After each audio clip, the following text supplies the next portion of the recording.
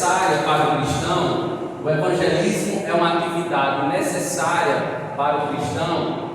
E aí o pastor Augusto Nicodemos, ele vai responder essa pergunta à luz das Escrituras.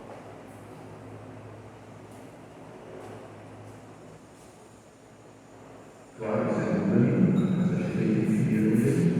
Evangelismo não é só você sair de porta em porta numa cidade falando de Jesus, entregando um livro, entregando um folheto, mas a evangelização, que é a tarefa de nós, é a manifestação através das nossas vidas das boas notícias que Deus ama pecadores e que Deus oferece em Cristo Jesus o perdão para eles. Isso pode ser feito pelo contato diário na escola, no trabalho, em família. Pode ser feito através da comunicação oral, você conversar com uma pessoa a respeito disso quando há oportunidade. Isso pode ser feito através das mídias sociais, outros meios eletrônicos de comunicação. Isso pode ser feito através de um testemunho consistente a respeito de Jesus. As pessoas veem as boas obras e aí perguntam por que eu sou assim ou por que eu me comporto dessa maneira. Ou seja, se eu ando com Deus e vivo com Deus, eu falado ou implícito, o Evangelho estará sendo demonstrado na minha vida. Mas uma coisa é certa, eu não posso ficar sem ser um instrumento de transmissão do amor de Deus para as outras pessoas. Se eu amo com Deus, com certeza o amor dele, o amor salvador de Deus, vai ser irradiado através do meu ser. Seja pelo meu testemunho, pela maneira que eu vivo, pela maneira que eu sou, quer seja pelas minhas palavras ou aquilo que eu gosto e divulgo nas redes sociais e outros meios de comunicação. Mas, se entendido assim, a resposta para a pergunta é sim, o evangelismo faz parte da vida do cristão, não tem como separar as duas coisas. Amém. Então, essa é a resposta para essa indagação, esse questionamento acerca da relação do cristão com a evangelização, com o evangelismo. Então, não existe outro termo para o cristão. Nós temos que tomar propriedade, vamos dizer assim, tomar posse, no sentido bom da palavra, né? Tomar posse desse ministério que o Senhor nos incumbiu, que é estar evangelizando os homens. E temos muitas maneiras, diversas maneiras. A Bíblia nos dá um leque de oportunidades para nós estarmos evangelizando, como Nicodemos falou, em todas as áreas, em todos os lugares. Então nós evangelizamos, como falamos no método K3, que é um evangelismo para muçulmanos, para pessoas não alcançadas, países fechados para o cristianismo. E esse evangelho era para toda pessoa. Esse método, ele afirmou isso, né? No estudo de passagem, ele viu que o método K3 é para toda pessoa, em qualquer lugar que a gente esteja e em qualquer hora. A gente sempre tem que buscar uma estratégia, um contato com pessoas que nós sabemos que precisam serem resgatadas, que precisam de intervenção divina e que precisam serem achadas pela misericórdia de Deus.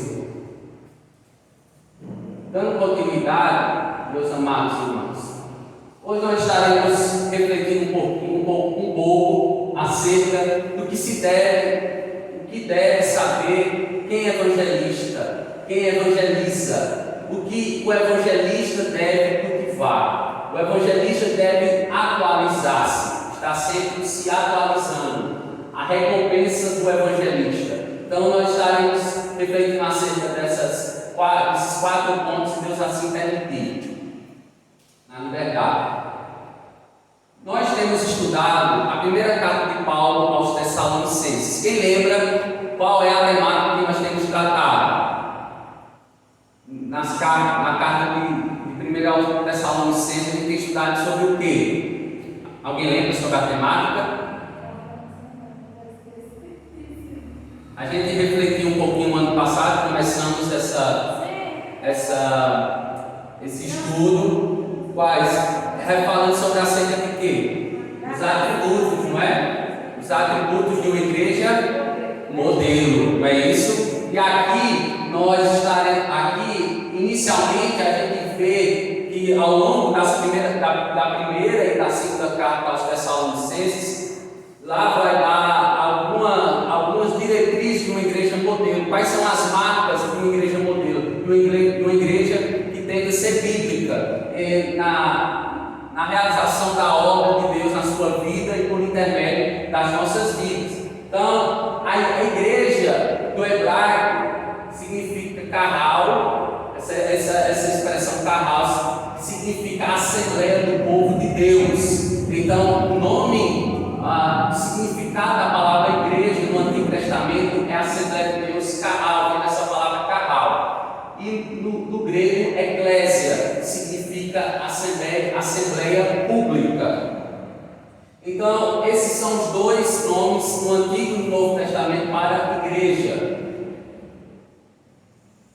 Então, a igreja,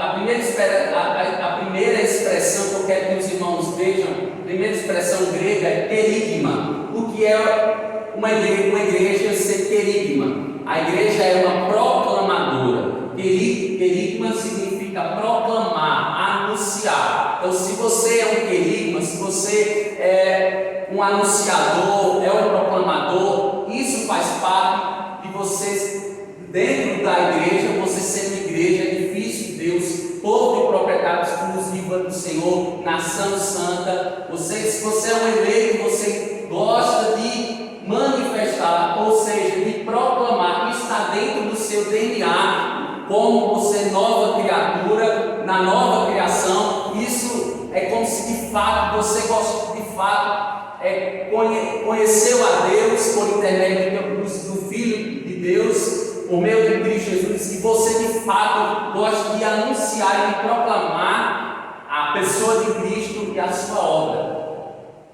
Uma segunda palavra que nos chama a atenção é martíria. Martíria quer dizer testemunho, vem da palavra marti, que quer dizer testemunho do Evangelho. Então, nós somos igreja, nós proclamamos, nós somos esse testemunho vivo do que o Senhor fez nas nossas vidas. Quando nós evangelizamos, a gente gosta de contar o nosso testemunho pessoal. A gente vai ver ao longo desse estudo que o testemunho pessoal, ele faz parte do anúncio dessa proclamação.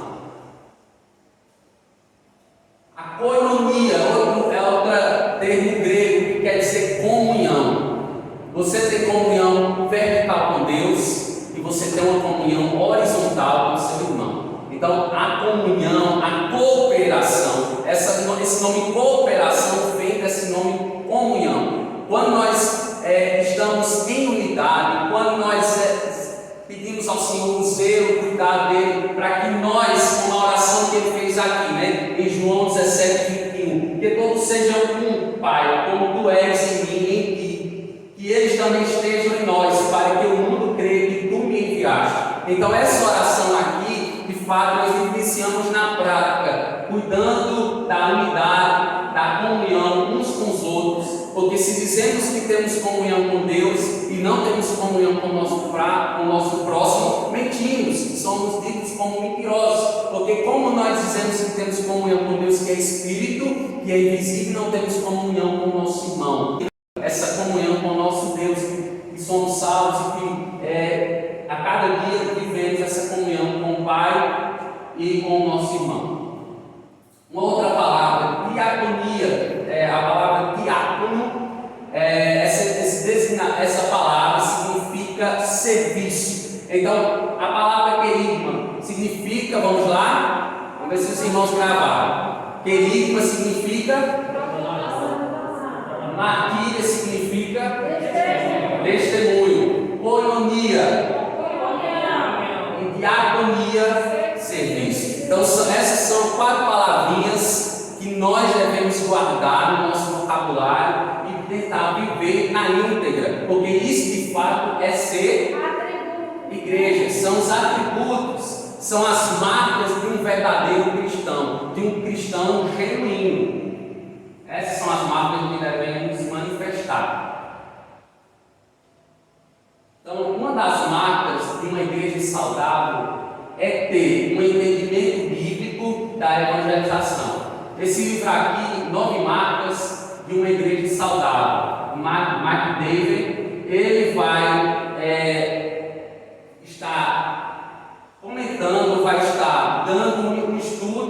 sistematizada as 9 marcas que toda igreja ela deve ter. No seu livro 9 marcas de uma igreja saudável. Então ele vai trazer, por exemplo, uma marca de uma igreja saudável, a vida de oração. Outra marca de uma igreja saudável, uma pregação fiel, uma pregação que esteja respaldada biblicamente. E uma marca que ele no caso, comentou, escreveu sobre essa marca, é o entendimento bíblico da evangelização, que é a sua quinta marca do livro, que vai comentar um pouco sobre o entendimento bíblico da evangelização. Então, meus amados, esse entendimento bíblico da evangelização, ele vai começar perguntando, diante desse tema geral, quem deve evangelizar? Quem é que deve evangelizar? Vamos todos ler Mateus 28, versículo 18 a 20. Os irmãos também leiam aí, por favor, comigo. Vamos lá? Então Jesus aproximou-se deles e disse: foi-me dada toda a autoridade no céu e na terra. Portanto, vão e façam discípulos de todas as nações, batizando-os em nome do Pai, do Filho e do Espírito Santo, ensinando-os a obedecer a tudo o que lhes ordenei. E eis que estarei convosco, e eu estarei sempre com vocês, nessa versão, até o fim dos tempos. Então, se você me perguntar quem deve evangelizar, e à luz do que a gente tem refletido, quem deve evangelizar? A resposta: todos os discípulos de Jesus. Se você é um discípulo, se você é um salvo, você deve evangelizar. Vamos abram as suas Bíblias. Atos dos Apóstolos, capítulo. Vamos passear um pouquinho por esses versos para a gente observar o que a palavra do Senhor vai dizer. Atos capítulo 5, versículo 42.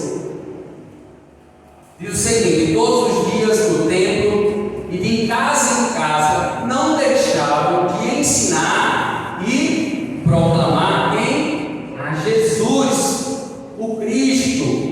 Agora vamos para 8:25. 8:25. Tendo testemunhado e proclamado a palavra do Senhor, Pedro e João voltaram a Jerusalém, pregando o Evangelho em muitos povoados samaritanos. 13:32. Nós lhes anunciamos as boas novas, o que Deus prometeu a nossos antepassados. Eles anunciaram o que, meus irmãos? As boas novas. Quem anunciou as boas novas? O texto está dizendo que a igreja primitiva, ela anunciou as boas novas. Então, a igreja primitiva, ela é composta não somente dos apóstolos, não somente de João, não somente de Pedro, posteriormente não somente do apóstolo Paulo, mas a igreja, a comunidade, a Assembleia dos Santos, é o povo que estava proclamando, era o povo que estava em comunhão, era o povo que estava servindo ao Senhor. Então a igreja foi além dos apóstolos, foi além daqueles que tinham um ministério específico do ministério da palavra e da oração, eram pastores que administravam, que geriam o rebanho, que apacentavam o povo de Deus. Então, capítulo 14, versículo 7, onde continuaram a pregar as boas novas. O versículo 15: homens, por que vocês estão fazendo isso? Nós também somos humanos como vocês. Estamos trazendo boas novas para vocês, dizendo que se afastem dessas coisas vãs e se voltem para o Deus vivo, que fez o céu, a terra, o mar e tudo que neles há. E é o episódio, Paulo ele cura pelo poder do nome de Jesus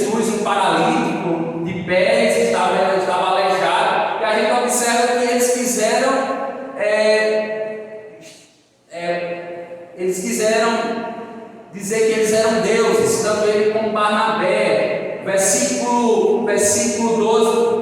A Barnabé chamaram Zeus e a Paulo chamavam Hermes, porque era ele quem trazia a palavra. Então, eles, uma tentativa equivocada de adorar a criatura em relação ao Criador, Paulo vai dizer: não, vocês estão errados, nós somos conservos com vocês, nós somos irmãos, nós somos com vocês de carne e osso. De maneira nenhuma nós receberemos tal adoração falsa, a Deus toda a adoração, Paulo disse. Então, se nós observarmos ainda 15:35, olha aí, 15:35, Paulo e Barnabé permaneceram em Antioquia, onde com muitos outros ensinavam e pregavam o quê? A palavra do Senhor. A última referência, 16:10.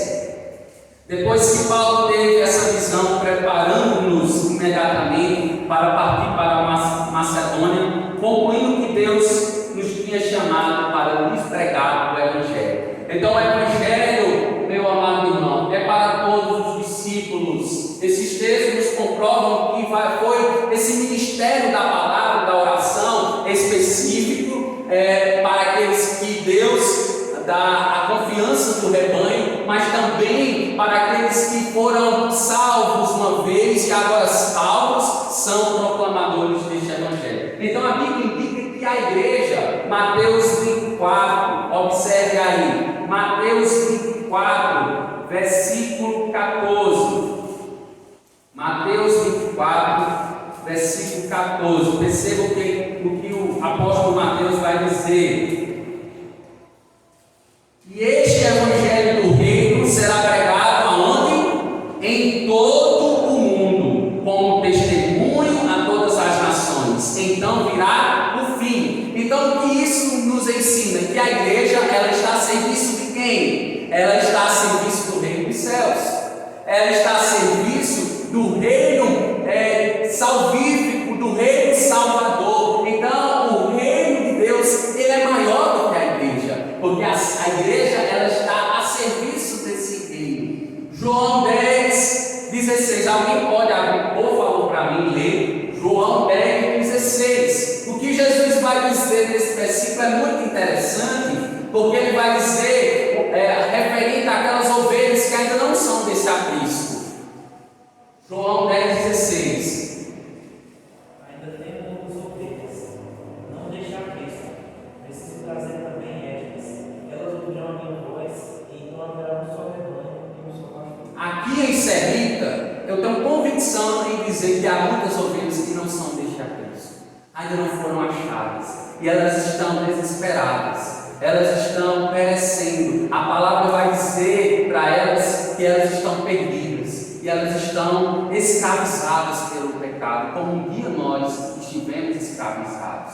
Então nós, como ovelha de Cristo, nós devemos buscar esses que estão perecendo. Então toda ovelha busca salvação de outra ovelha. Aquelas ovelhas que ainda não foram resgatadas. É minha missão, é missão de cada um dos que estão aqui, ir em busca dessas ovelhas. E a doutrina da eleição, ela nos encoraja, sabia? A doutrina da eleição nos motiva a pregar. Por quê, pastor? Ela nos motiva a pregar. Porque a doutrina da eleição, nós não temos ciência de quem são os escolhidos, quem são os salvos. Nós temos ciência e convicção que nós somos salvos, amém? Porque o Espírito Santo comunica ao nosso espírito que nós somos salvos. E por isso, como salvos, como os eleitos de Deus, devemos querer manifestar a glória dele para aqueles que não conhecem. Então, independentemente da pessoa que passa pela rua, fale com o amor de Cristo para esta pessoa. Independentemente da hora do dia, independentemente do lugar, seja na escola, no ônibus, seja plantando, em um sítio para plantar, seja independentemente da situação em casa, esse ministério da palavra, ele pode ser manifesto em qualquer vamos dizer assim, em qualquer vocação. Você como doméstico, você como mãe de família, você como pai, você que trabalha de só a só, você fazendo o almoço em casa, tem um filho descrente, tem uma mãe descrente, você prega o evangelho aí. Não, independentemente da vocação, porque não existe vocação, toda vocação é digna. Você sabia? O pedreiro, a vocação do pedreiro é digna. A vocação de pessoas que catam materiais, né, de recicláveis é digna, é uma vocação. Advogado, médico, professor, independentemente da vocação, nós devemos manifestar. E Deus dignifica, nos dá, podemos dizer assim, a capacitação para onde nós estivermos, nós manifestarmos a salvação. E, no caso, sermos obedientes à grande comissão, que não foi somente designada aos 12 apóstolos, mas todos os discípulos que foram salvos no passado, no presente, e que o Senhor salvará assim também no futuro. Então, no livro de Atos dos Apóstolos, temos um vislumbre desta obediência universal, a chamada para evangelizar. Atos 8, versículos. Abram aí, vamos ler só essa referência. Marcos 8, melhor dizendo, Atos 8, versículo 1. E Saulo estava ali, consentindo na morte de Estevão.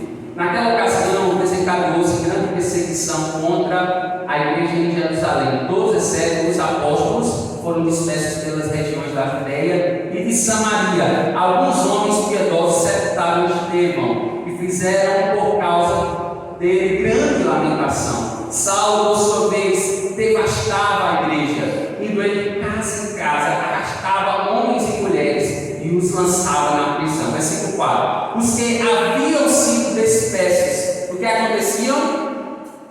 Eles foram dispersos porque estava a perseguição, mas mesmo nessa dispersão, vocês observam aí, o que eles faziam, meus irmãos? Pregavam a palavra por onde quer que fosse. Então, mesmo em perseguição, mesmo no risco iminente de morte, eles pregavam, porque eles viveram a martíria, eles foram os mártires, os primeiros mártires, os primeiros homens e mulheres que morreram por causa do anúncio, por causa da expansão do Evangelho de Deus, que é Cristo Jesus, esperança da glória. A segunda pergunta: como devemos evangelizar? Aqui a gente tem refletido qual é o entendimento bíblico da evangelização segundo Mark Day. Às vezes, a principal razão porque queremos transferir para outros a responsabilidade da evangelização é porque não estamos certos de como fazer, não é verdade? Muitas vezes a gente pensa: pastor, eu prefiro dar essa missão ao meu irmão, porque eu vejo que ele é mais capacitado, ele sabe mais evangelizar, ele sabe trazer uma meditação. Então, há muitas pessoas confusas porque não sabem, não buscam o conhecimento de como evangelizar. E Deus tem nos dado esse conhecimento, amém? Deus tem nos preparado, tem nos dado a forma como nós devemos fazer, de que maneira nós devemos nos portar, e algumas características. A gente está vendo a teoria, a gente tem visto um pouco da matéria, estudado. Por isso que nós estamos aqui, para que nós estejamos certos de como nós devemos fazer, de como nós devemos evangelizar. A resposta para esta pergunta, bem simples, é por meio da pregação da palavra, amém? É por meio da pregação da palavra, é pela propagação da mensagem, pela comunicação das boas novas, e do ponto de vista bíblico, essa é a maneira como você evangeliza, como nós devemos evangelizar. Como devemos evangelizar?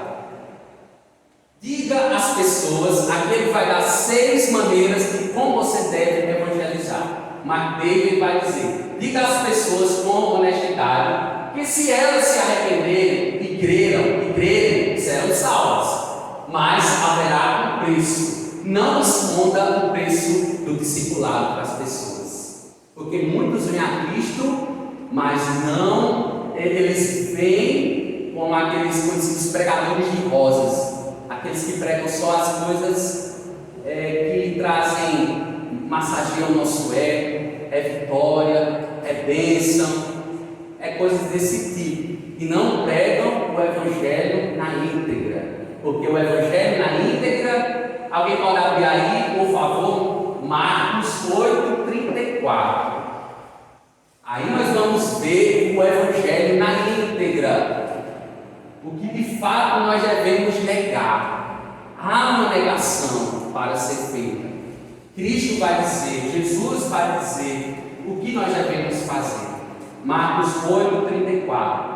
Então, com qualquer da multidão, e juntamente com seus discípulos, disse: se alguém quiser vir após mim, a si mesmo se negue, e tome a sua cruz e siga. Então, seguir a Jesus Cristo, o Evangelho, o distintivo, a marca do cristão é a cruz. Ela é o nosso símbolo de fé. É negar-se a si mesmo, é negar as nossas próprias paixões. O que é isso, pastor? O que é que está falando aí? É negar os nossos desejos da carne, é negar os nossos desejos dos olhos, é negar a soberba, o orgulho desenfreado da nossa carne, em querer fazer o mal, em querer viver uma vida em desacordo com a palavra de Deus. Em outras palavras, Jesus vai dizer em Mateus 3:2: arrependam-se e creiam no Evangelho. É o mundo dizendo que, por exemplo, a homossexualidade, nós devemos aceitar a homossexualidade como algo comum e natural, mas o ato de negar a si mesmo, a gente vai estar respaldado biblicamente que nós devemos respeitar todos, que nós devemos amar a todos, mas nós não devemos aceitar a prática pecaminosa e de maneira alguma. E por mais que nós sejamos presos, por mais que nós sejamos muitas vezes zombados e perseguidos por causa que nós não aceitamos a prática, nós estaremos firmes, porque a Bíblia diz e a Bíblia condena. Eu estou citando apenas um exemplo da prática da homossexualidade, que é condenável pelas Sagradas Escrituras, e que a sociedade a qual nós vivemos, ela já diz que os pais não devem condenar essa prática nos filhinhos pequenos, mas fazer com que o filho escolha o que ele quer ser, se ele quer ser um homem, se ele quer ser uma mulher, se ele quer, no caso, refletir a sexualidade masculina ou refletir a sexualidade feminina, deixando a cargo da criança. O pai não pode interferir na escolha de uma criança. Isso é um absurdo. Uma criança de 6 anos, qual é a concepção que ela vai ter de uma situação de gênero tão que precisa ela ter uma decisão emocional, psicológica? Então, eu citei apenas um exemplo. Então, negar-se a si mesmo é crucificar a carne. Amém? Gálatas 5:24 vai dizer o quê? Aqueles que parafraseando, aqueles que são nova criatura, eles crucificarão a carne. Mas eu pergunto aos irmãos, muitos não estão crucificando a carne, porque ainda estão presos ao pecado, mas Deus, Ele liberta desse jugo, amém? Deus liberta dessa escravidão quando nós falamos com honestidade. Seja sincero quando você evangelizar, mostre o amor de Deus, mas também mostre a sua justiça. Porque a justiça e o amor de Deus, elas andam de mãos dadas. Elas não soltam na mão da outra. Amém? A gente tem que amar. Amém? Amar o homossexual, respeitar o homossexual, mas nós não podemos concordar com a prática. Amém? Como a gente não concorda com a mentira, como a gente não concorda com o roubo, como a gente não concorda com pessoas matarem umas às outras, ou então tomarem a iniciativa infeliz de tirar suas próprias vidas, o suicídio, que se configura com o mandamento não matarás. Quando você toma a iniciativa de suicidar, você está também correndo nesse mandamento não matarás. Então isso é simples, a gente tem que amar, porque o Deus é amor, e Deus, Ele exige de nós que nós amemos o nosso próximo. Amar a Ele sobre todas as coisas e ao nosso próximo como a nós mesmos. Mas nós rejeitamos categoricamente todas as obras da carne, feitiçaria, idolatria e tantas outras. E quem ama, quem é o pai que não corrige o filho? O pai que corrige é o pai que ama. O pai que disciplina é o pai que ama. Que não está, ele quer que o seu filho viva em abundância de vida física, espiritual, em todas as áreas. Deus sempre tem o melhor para as nossas vidas. Deus sempre tem o maior para as nossas vidas. Então, nós devemos, quando estivermos evangelizando, não mostrar só uma parte do Evangelho, mas nós devemos mostrar o Evangelho completo, inteiro, do amor e da justiça de Deus. Amém, igreja?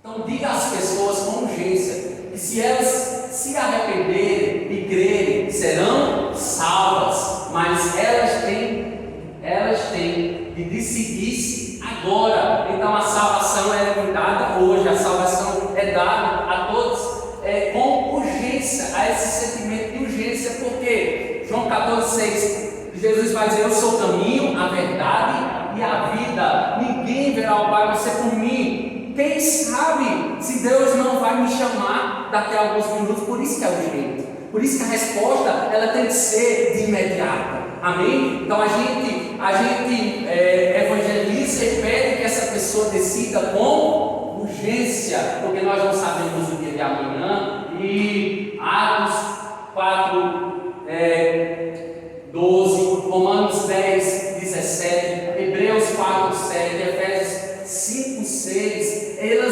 esses textos eles vão nos fazer com que reflitamos que o Evangelho, a gente é salvo por ouvir a mensagem de Deus, da palavra do Senhor. E o nosso espírito, como Hebreus vai falar 4:7, nós não devemos enrijecer o nosso espírito. Muitos escutam o Evangelho como se entrar por um ouvido e sair pelo outro, porque a palavra, essa pessoa está rígida, porque o pecado gera dureza de coração. Foi assim na vida daqueles ímpios do passado. Por exemplo, Faraó, Faraó foi um homem ímpio, foi um rei ímpio, porque ele volta e meia ele estava duro, ele estava sólido para a salvação, para agradar a Deus. Então as pessoas nós devemos aproveitar essas oportunidades de ministrar e de proclamar o Evangelho. Diga às pessoas com alegria que se elas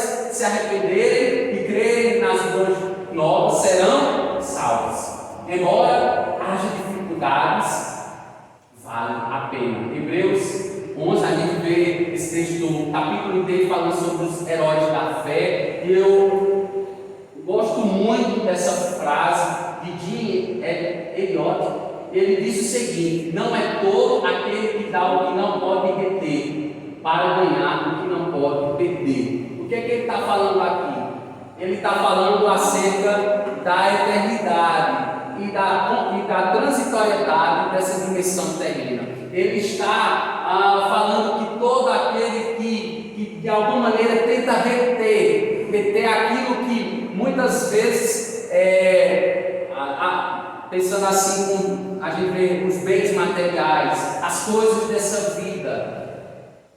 A gente sabe que quando nós morremos, a gente não leva nada para o túmulo, a gente não leva nada para a cova, mas a salvação ela é nos dada, e essa coroa incorruptível, a traça não corrói, o ferrugem não destrói. Então, que nós possamos, que Ele vai fazer com que nós compreendamos que as pessoas, que nós devemos viver uma vida em fé e em arrependimento, e dizer a essas pessoas que elas precisam corresponder a esse Evangelho agora, que elas terão a vida eterna, e essa vida eterna ela será gozada para sempre.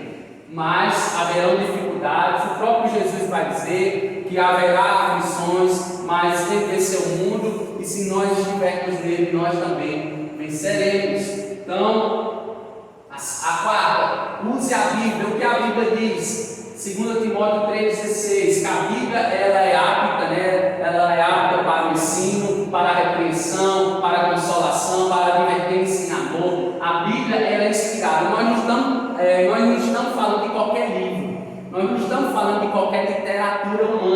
mas de uma literatura inspirada, suficiente para a salvação, inerrante. Todos os livros, Deus deu capacidade do homem, mas esse livro de forma especial, porque os livros foram escritos num período de 1500 anos, 40 autores diferentes. Percebam, e não há uma contradição, mas há um enredo, há uma progressividade da revelação da salvação ao mundo, a salvação do homem perdido, meus amados. Então, nós podemos resumir a palavra, as Escrituras, como a história da salvação de Deus aos homens.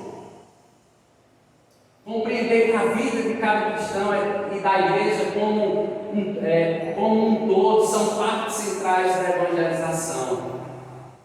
Mateus 5,16 vai dizer que brilhe a vossa luz aos homens, manifeste a vossa luz aos homens.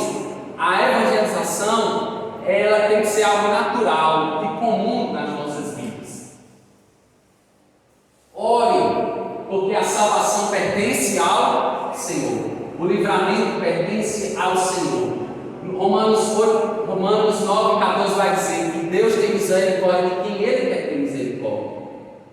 Então, o que isso quer dizer? Que a salvação pertence a Ele. E a nossa missão é levar, mas quem converte o homem, tem o pecado, a justiça e o juízo de Deus, o Espírito Santo. Se não haver quebrantamento, se não haver sensibilidade, e como haverá isso, pastor? Nós temos que orar por essas pessoas, porque nós não estamos tratando de algo dessa terreno ordinário, né? Mas é algo extraordinário. A salvação, meu amado irmão, é algo extraordinário da parte de Deus no homem, é algo milagroso, é um milagre de Deus. Um indivíduo vem à vida e agora faz parte do corpo de Cristo. Isso é a salvação. A salvação é algo gratuito, mas algo extraordinário da parte de Deus. O que é evangelização? A evangelização não é uma imposição. Tem muitas pessoas que querem obrigar as outras a serem evangélicas. Infelizmente, tem muitos pregadores que estão ministrando a palavra em certas denominações e eles fazem apelos e mais apelos, pedem para irmãos irem a pessoas, como se arrastasse as pessoas para vir à frente, para que elas se convertessem, de maneira alguma. Zacarias 4,6 vai dizer, se fosse assim, seria o quê? Uma obra humana. Era meritório. A salvação não é por obras, a salvação é pela graça. Pela graça sois salvos mediante a fé. Isso não vem de vós, é dom de Deus, não de obras para que ninguém se glorie. Então não é pela força nem pela violência, porque se assim fosse, era meritória. Está passando pela fé e a gente nem tem a fé. Isso. A fé não provém de nós, a gente não origina, a gente não produz fé. Essa fé é um dom, como a graça é um dom, a graça salvífica é um dom. Então, de maneira alguma, meu irmão, não tente impor as pessoas, não tente obrigar as pessoas muitas vezes a vir à igreja, não, mas é na liberdade. Amém? Deus não age no meio da confusão. Deus não age no meio da contenda, da discussão. Deus age na liberdade. Amém? No meio da paz. É aonde Ele realiza a salvação. Que nós possamos evangelizar com cuidado, não impondo, não obrigando as pessoas.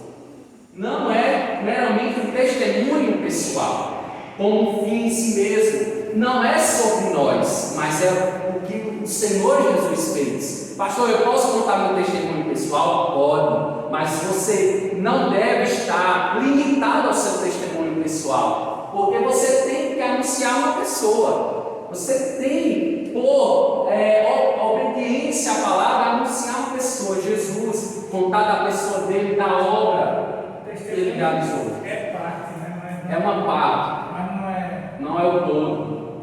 Então é apenas uma parte. O todo a gente sabe que é falar de Jesus, da sua pessoa e da sua obra.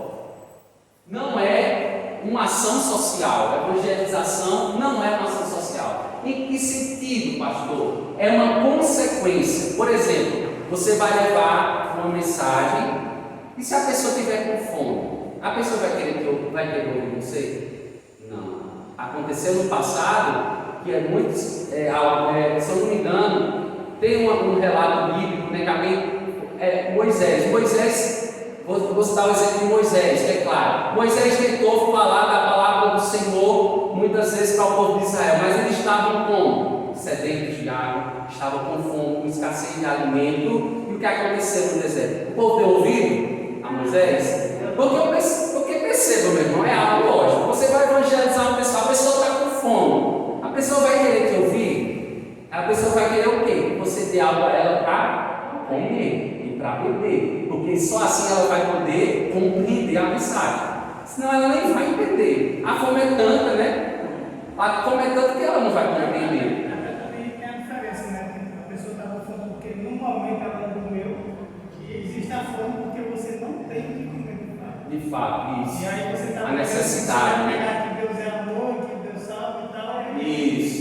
Então, a mensagem, vamos dizer assim, o propósito evangelístico é trazer a mensagem de Cristo, que ele morreu, né, que ele foi sepultado, que ele ressuscitou, mostrar que ele é a salvação para o homem perdido, mas a ação social é uma consequência. Você também deixar se a pessoa está precisando de algo, uma cesta básica, dar alimentos, nós como filhos de Deus, nós devemos também fazermos boas obras, porque nós somos salvos. Nós não fazemos obras para sermos salvos, mas fazemos obras porque nós já somos um salvo redimido em Cristo. Então, a ação social é uma consequência.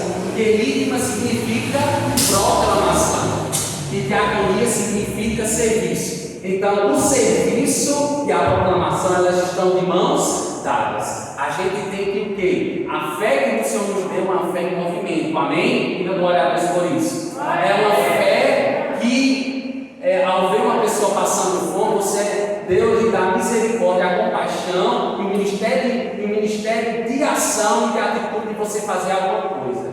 Você não consegue ver uma pessoa ensanguentada, ferida, você não consegue ver uma pessoa passando fome, e quando você deixa de olhar essas situações e você não sente mais nenhuma misericórdia, meu irmão, você deixou de ser gente. O que é ser gente? É empatia, é sentir a dor do outro. Porque Cristo, ele sentiu a dor do outro, ele se apiedou da situação, ele sofreu com, e todos que são agentes, servos e discípulos de Cristo sofrem com as necessidades uns dos outros. Então, que nós possamos evangelizar e fazer ações e atitudes que vão, de alguma maneira, minimizar a situação social que a pessoa está acometida.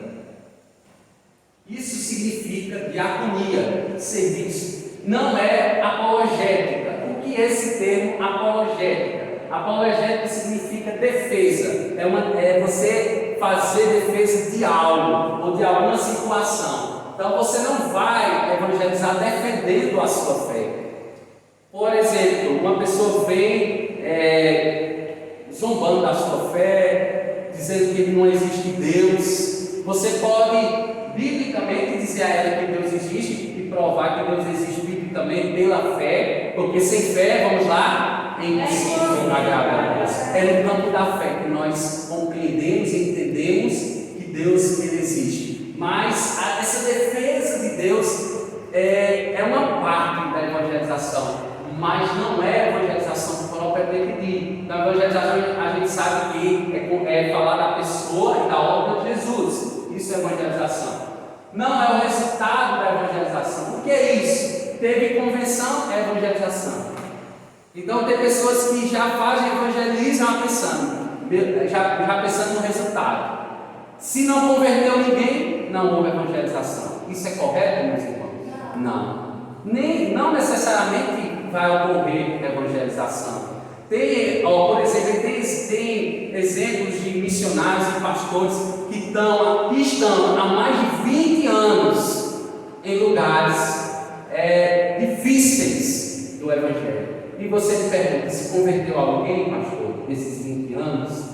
E os relatos dizem que não tem igrejas que não se convertem ao mesmo alma. Porque a salvação não é por causa da nossa vontade. Nós desejamos que as pessoas venham a Deus por intermédio da mensagem que está sendo entregada. Mas é Deus que faz as pessoas virem. E é no tempo de Deus, passam-se 10, 20, 30 anos, pessoas, elas vão a Cristo, elas recebem a Cristo no leito de morte, no estado terminal. Mas tem gente tão enrijecidos, tão duros para o Evangelho, que mesmo no leito de morte não recebem a Cristo, que não se quebrantam e aí morrem sem Cristo, infelizmente. Ainda sobre isso, no grande congresso de evangelização, aconteceu há algum tempo atrás, em 1974, Lausanne, Suíça, aconteceram três congressos sobre evangelização. Foi criado um Comitê Mundial para a Evangelização. Em 1974 aconteceu na Suíça, em 1989 aconteceu em Manila, que é uma cidade nas Filipinas, e em 2010 na África, aconteceu na cidade do Cabo. O que é isso, pastor? Esse congresso foi elaborado a 15 artigos que têm o nome de Pacto de Lausanne, e esses 15 artigos eles foram feitos ao longo desses três congressos, e aí houveram uma grande reunião de muitas denominações. Todas as denominações da época, desses anos em questão, eles se uniram para estarem debatendo, para estarem discutindo acerca da evangelização. Isso mudou concepções, trouxe muito conhecimento para a igreja atual. Pergunta-se se vai ter um outro congresso desse, Nós já estamos em 2022, já 12 anos do último congresso. Mas esse congresso ele trouxe um grande despertamento sobre a evangelização. O pastor John Stott, que foi uma das pessoas que enfrentaram, os enfrentantes desse congresso, juntamente com aquele pastor muito conhecido, não está me vindo à memória, muito conhecido, tu lembra, amor? Um outro pregador muito conhecido, eu esqueci o nome dele agora, mas daqui para o final do estudo eu vou ver se eu lembro o nome dele, acabei esquecendo. Disse que evangelizar não significa ganhar convertidos, significa anunciar as boas novas, independentemente dos resultados. Naquele congresso, a evangelização foi definida nesses termos. Perceba como foi definida a evangelização, segundo o Pacto de Lausanne. Evangelizar é propagar as boas novas de que Jesus Cristo morreu por nossos pecados e foi ressuscitado dentre os mortos, segundo as Escrituras. E como o Senhor que reina, Ele oferece agora perdão dos pecados e o dom libertador do Espírito a todos que se arrependem e creem. Então foi definido bem estruturado, a gente pode perceber bem, uma definição bem bíblica da pessoa e da obra de Jesus. O que deve ser a pessoa que evangeliza? Um verdadeiro crente salvo por Jesus. Em primeiro lugar, tem que ser crente. Uma pessoa que não é crente não pode evangelizar. É algo lógico. Não é salvo, como é que evangeliza? Um perdido não evangeliza outro perdido. Só um salvo evangeliza um perdido. Então, o requisito óbvio, é fazer, se necessário, relembrar. Existe a possibilidade, infelizmente, de pessoas tentarem evangelizar outras e que precisam serem evangelizadas.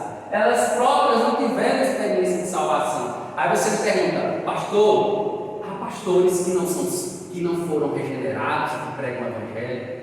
Infelizmente, meu irmão. Há pastores, independentemente do cargo eclesiástico, há muitos que não foram salvos, que precisam de regeneração, que são, a Bíblia vai chamar de bodes, aqueles que são bodes, pastores que infelizmente desvirtuam este evangelho, pregando coisas que não fazem parte do evangelho puro e simples, a gente chama eles de quê? Lobos.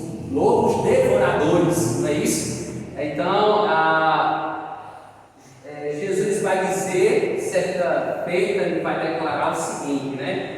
Ele vai dizer em João 10:9, se eu não me engano: eu sou a porta. Então ele está falando o quê?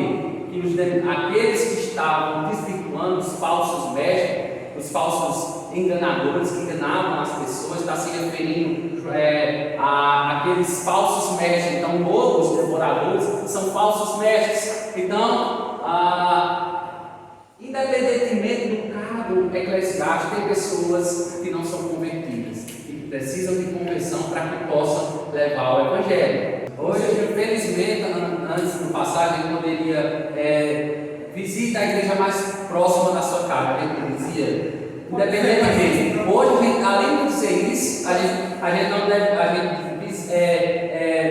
escuta a pregação daquele determinado pastor, independentemente de quem seja. Não, ele tem que conhecer tanto a igreja como o pregador. Entendeu, meus irmãos? A gente tem que ter muito cuidado, porque há muitas pessoas que não tiveram experiência de salvação, que estão enganando muitas outras. É um cego guiando outros cegos.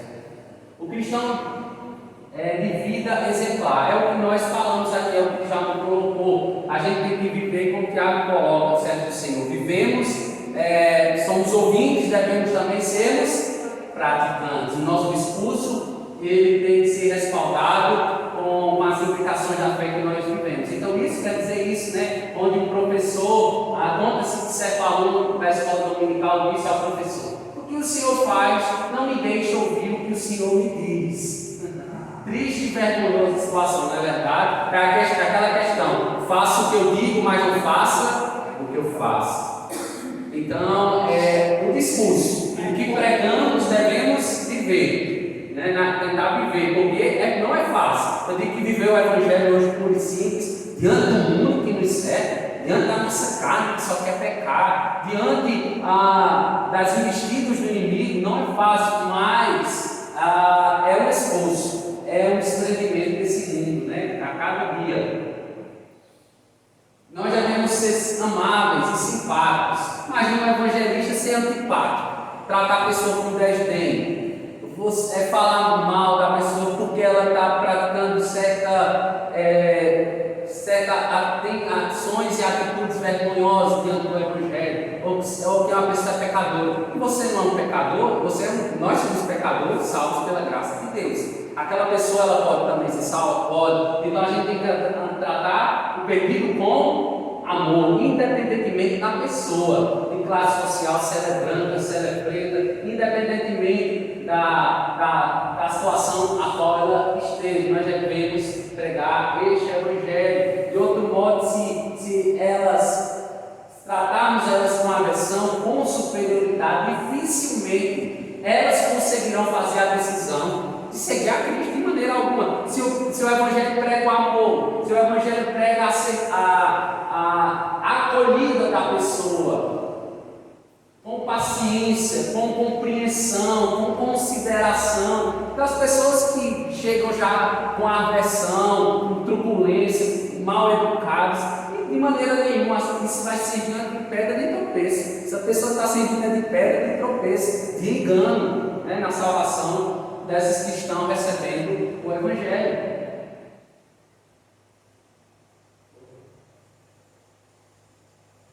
O que deve saber a pessoa que evangeliza? Nós devemos conhecer a palavra. 2 Timóteo 2:5, a expressão maneja bem, né? Betel tem esse texto marca na história do Betel, obreiro que não se envergonha, mas que maneja bem a palavra da verdade. Então significa de fato, a gente deve dissecar. O que é dissecar? Dividir, né? Ou cortar corretamente, significa manejar bem, é o que é esmiuçar, é meditar de dia e de noite, é ler e reler esse texto sagrado e viver as implicações que ele nos traz. Efésios, principalmente, a correta explicação e aplicação do texto, meditando de forma sistemática, devocional e perseverantemente em oração. Então a gente deve meditar de que maneira? Buscar as explicações de acordo com os textos, as aplicações para as nossas vidas. E de forma sistemática. O que é isso de forma sistemática, pastor? É ler, é livro após livro. Ler, segundo alguns métodos, né? Ler Gênesis, Êxodo e assim por diante até Apocalipse de forma sistemática, se relacionando com o texto. Não é só ler por ler, mas é se relacionando com o texto. Tem determinadas passagens bíblicas que Deus vai levar você o quê? A orar. Então é interessante que você leia e ore aquelas passagens bíblicas. De acordo com o assunto, você pode orar, você pode se derramar na presença de Deus. Porque essa palavra, esse livro sagrado não é qualquer livro. Esse livro ele se relaciona com você. Esse livro ele traz aplicações para a sua vida. Esse livro faz com que você entenda o plano de salvação de Deus para a sua vida e para a vida daqueles que você ama e quer ver salvos. Conhecer o seu público-alvo. Nós devemos conhecer aqueles que nós queremos evangelizar. Ter ciência, né, das pessoas. Aí o evangelista deve estar ciente que algumas pessoas tentam escapar à responsabilidade de enfrentar o problema do pecado, opondo-se ao evangelista com várias desculpas.